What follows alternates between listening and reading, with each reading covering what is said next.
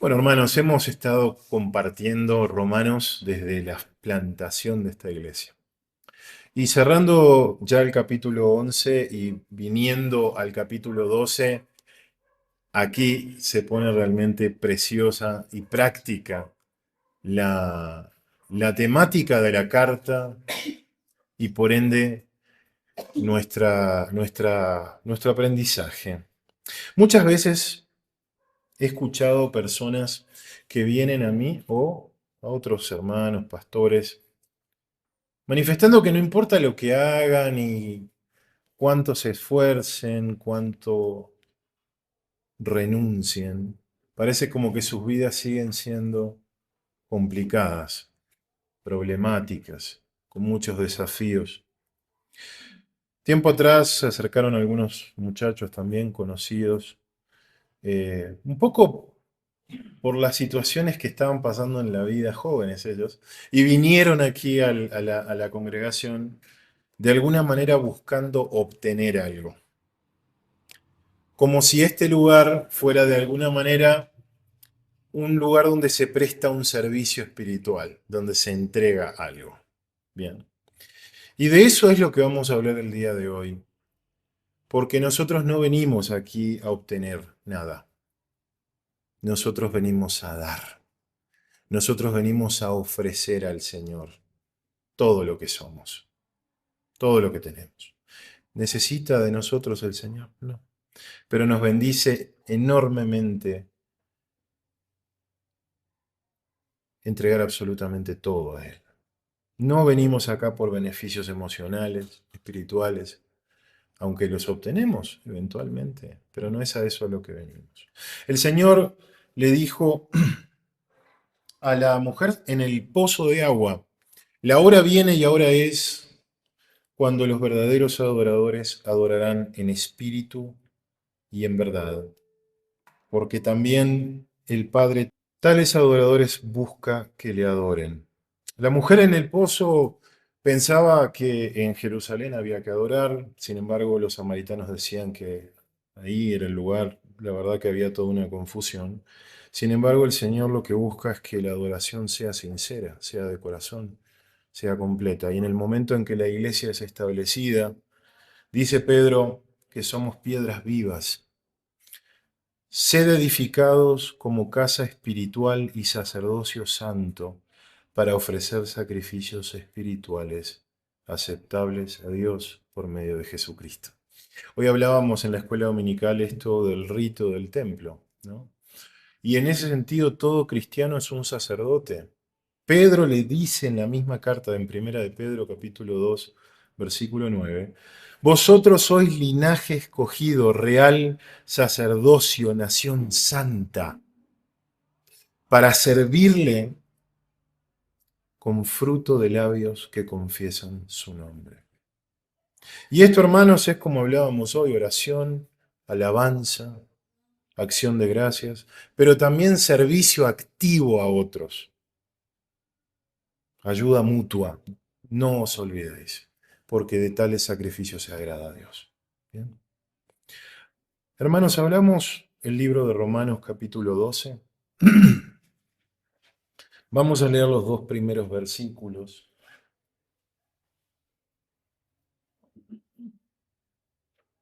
Capítulo 12, versículos 1 y 2.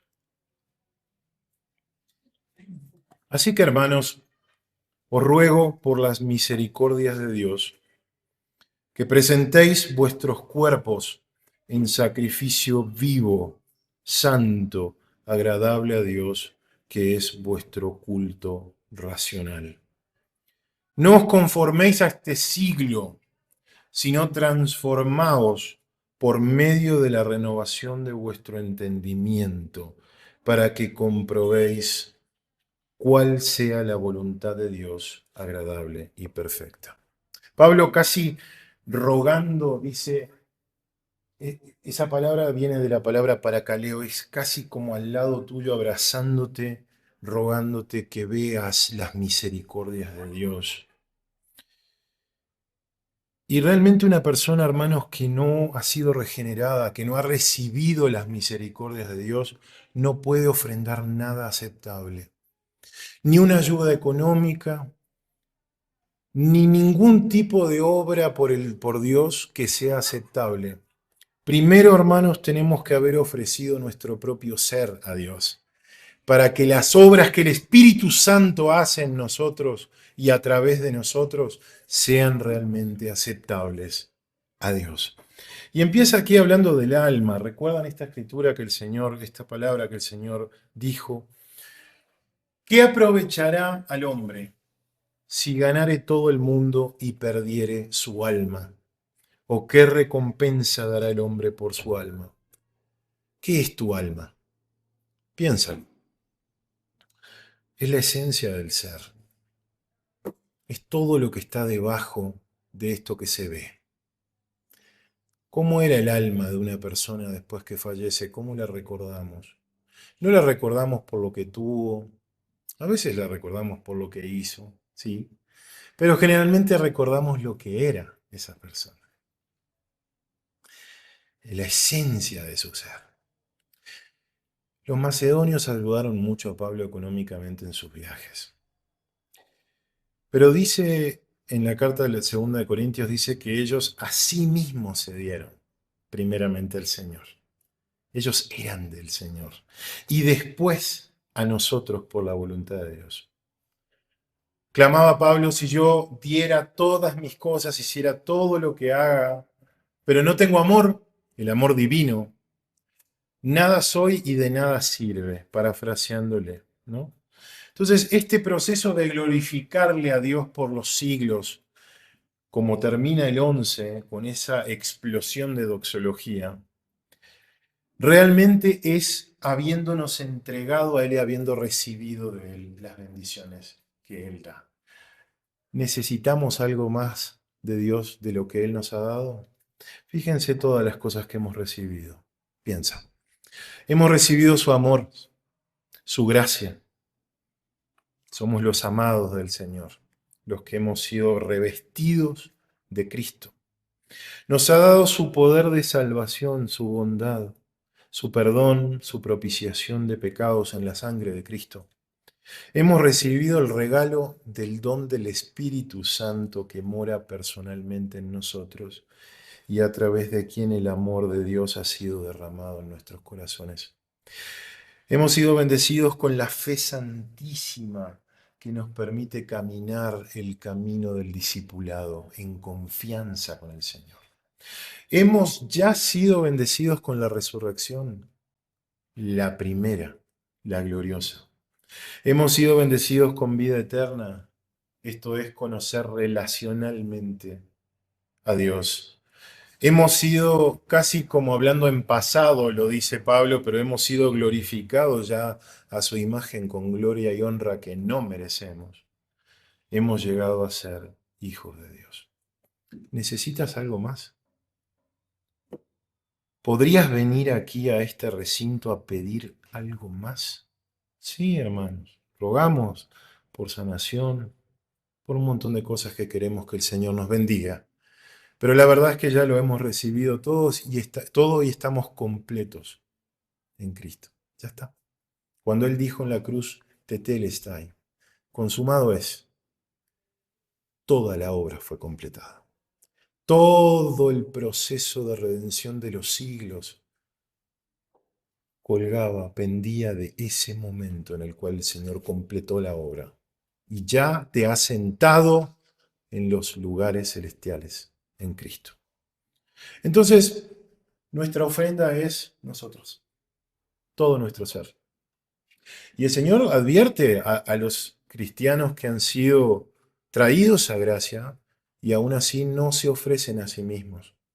Son miserables a veces con el Señor, con todas las cosas que Él ha dado. Él dijo, el que siembra para su carne, de la carne segará corrupción, mas el que siembra para el Espíritu, del Espíritu segará vida eterna. Y esto es para los cristianos también, que a veces estamos metidos en cuestiones de la carne. La escritura de Hebreos dice, porque el Señor al que ama disciplina y azota a todo el que recibe por hijo. En 1 Corintios a veces no, menciona claramente que muchos duermen por haber tomado los las sagradas misericordias del Señor, como decía en el versículo anterior, en forma vana. Todos nosotros es necesario que comparezcamos ante el tribunal de Cristo para que cada uno reciba lo que haya hecho mientras estaba en el cuerpo, sea bueno o sea malo. Yo la verdad que no deberíamos obedecer, creo, por amenazas del Señor o por el riesgo de perder bendiciones. Creo que deberíamos obedecer al Señor porque le amamos, ¿no? Espero eso de mis hijos, que obedezcan porque nos aman y están agradecidos de todas las cosas que nosotros le damos. Con el Señor es lo mismo. Él no busca legalistas, fariseos, como hablábamos hoy.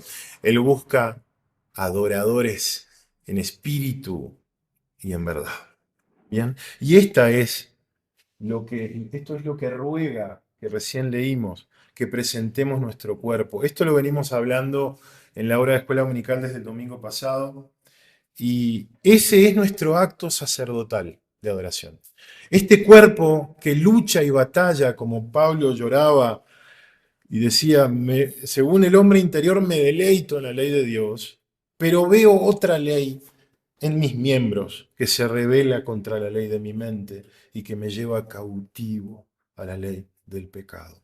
Entonces, hermano, hermana, entrega ese reducto final donde está en nuestros pensamientos y en nuestros deseos la corrupción de la carne. Tráela al Señor como una ofrenda en humildad. ¿Podrás tú por tu propia fuerza? ¿Puedo yo vencer esta carne corrupta con la que cargo? No, pero sí puedo hacer algo. Primera de Corintios 9:27 dice Pablo que golpea su cuerpo y lo pone en servidumbre, no sea que habiendo sido heraldo para otro yo venga a ser eliminado. ¿Qué es ese golpe? Es humildad. Es ir al Señor y decir, Señor, ayúdame, no puedo con esto, necesito de tu gracia para vencer. Este cuerpo, hermano, debe ser sometido a tu alma redimida. Tú no estás esclavizado. Lo hablamos cuando empezamos a estudiar Romanos. Ya has sido sacado del reino de la esclavitud de Satanás. Pero aún así batallamos con esto. Ese fue el consejo que leímos en Romanos antes. No reine, pues, el pecado en vuestro cuerpo mortal, de modo que lo obedezcáis en sus concupiscencias, ni tampoco presentéis vuestros miembros al pecado. Fíjense que aparece la palabra presentar otra vez. Así como presentamos nuestros cuerpos al Señor en sacrificio, también podemos presentar nuestros miembros a qué? A vicios, a lujurias, a robos, estafas, a engaños, a mentiras. Podemos presentar nuestros miembros a hacer cualquier cosa de la carne. Pero esta es la realidad, hermano. Tu cuerpo es un templo del Espíritu Santo. El Dios Altísimo ha enviado al Espíritu Santo, que es Dios, a habitar en nosotros. Por eso, repito, el Señor dijo, les conviene que yo me vaya, porque si no esto no pasaría. Y ese Dios que habita en nosotros se ofende, se perturba, pero no se va, se duele. ¿Cuánto tiempo luchará el hombre, el espíritu con el hombre? Hasta que el juicio se derrame. Y esta es la esperanza. Nuestra ciudadanía está en los cielos, de donde también esperamos al Salvador, al Señor Jesucristo, el cual transformará el cuerpo de la humillación nuestra para que sea semejante al cuerpo de la gloria suya, por el poder con el cual también puede sujetar a sí mismo todas las cosas.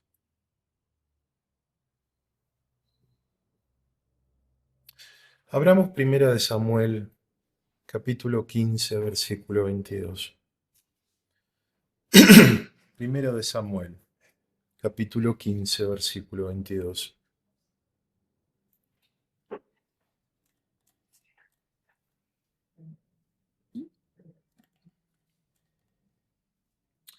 Palabra del Señor dice. Y Samuel dijo, se complace Jehová tanto en los holocaustos y víctimas como en que se obedezca las palabras de Jehová. Ciertamente el obedecer es mejor que los sacrificios, y el prestar atención que la grosura de los carneros.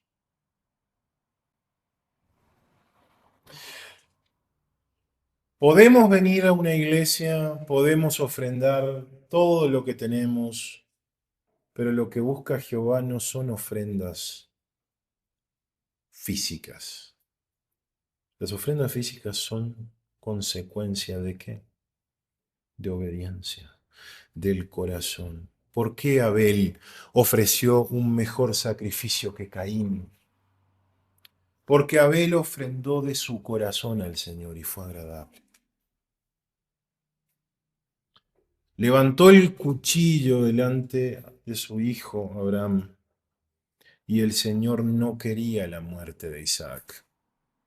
El Señor quería ver la devoción, el corazón y la disposición a hacer lo que sea, por más grande que sea la demanda, por más dolorosa que sea la pérdida, estoy dispuesto a hacerlo. Quizás no tenga que hacerlo, pero el Señor quiere la disposición de tu corazón. Cada día muero, dice la Escritura, porque el vivir es Cristo. Y leíamos en Filipenses y dice más adelante, aunque sea derramado en libación, esto es, desangrado sobre el sacrificio y servicio de vuestra fe, me gozo y regocijo con todos vosotros. Pero ¿qué clase de sacrificio del corazón pide el Señor? Abramos Malaquías 1:8. Malaquías 1:8. Y fíjense cómo el Señor le reclama al pueblo de Israel. Literalmente le estaban sacrificando lo peor. La peor porquería del rebaño era lo que estaban sacrificando. Y dice Malaquías, y cuando ofrecéis el animal ciego para el sacrificio, ¿no es malo? Asimismo, cuando ofrecéis el cojo o el enfermo, ¿no es malo? Preséntalo pues a tu príncipe, a tu gobernante. ¿Acaso se agradará de ti o le serás acepto? Dice Jehová de los ejércitos. ¿Acepta Dios lo peor que tenemos, lo peor de lo que somos?